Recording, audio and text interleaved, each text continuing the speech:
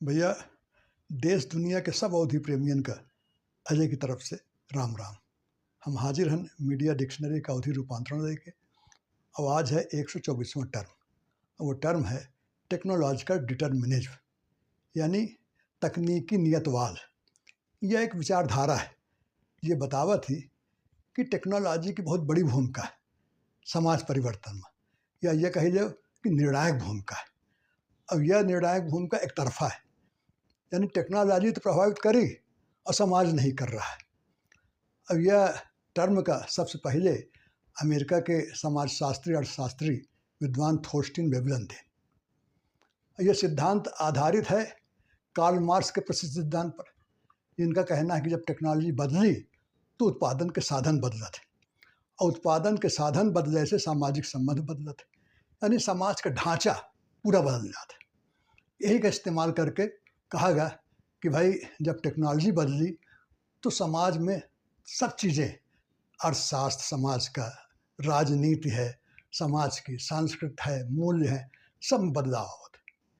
और यही चीज़ का मीडिया में इस्तेमाल किया गया। लैंगडन विनर साहब तो यहाँ तक कहेंगे कि भाई टेक्नोलॉजी इंसान की गुलाम नहीं है, बल्कि इंसान टेक्नोलॉजी के गुलाम है।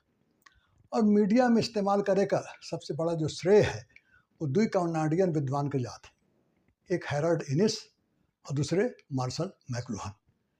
हैरोल्ड इनिस साहब पॉलिटिकल इकोनॉमिस्ट रहे हैं, और उनका कहना है कि जो प्रमुख कम्युनिकेशन टेक्नोलॉजी है, संचार की जो तकनीक है, उसका समाज पर, समाज के सोच पर, समाज की राजनीति, समाज का अर्थशास्त्र, समाज की संस्कृति, सब पर गहरा असर पड़ता है। और एक कदम और आगे मार्शल मैकलुहान तो कह दें कि the medium is the message, यानी बहुत बार मीडियम का असर जो कंटेंट है उससे कहीं ज़्यादा होता है। अब एक उदाहरण ले लो, जैसे मान लो कोनो फिल्म है, अब वो का तुम थिएटर में देखो, और वही फिल्म का तुम टीवी में देखो, और सिर्फ उसकी स्क्रिप्ट पढ़ो, तो कंटेंट तो तीनों के एक, लेकिन असर तीनों का अलग अलग है।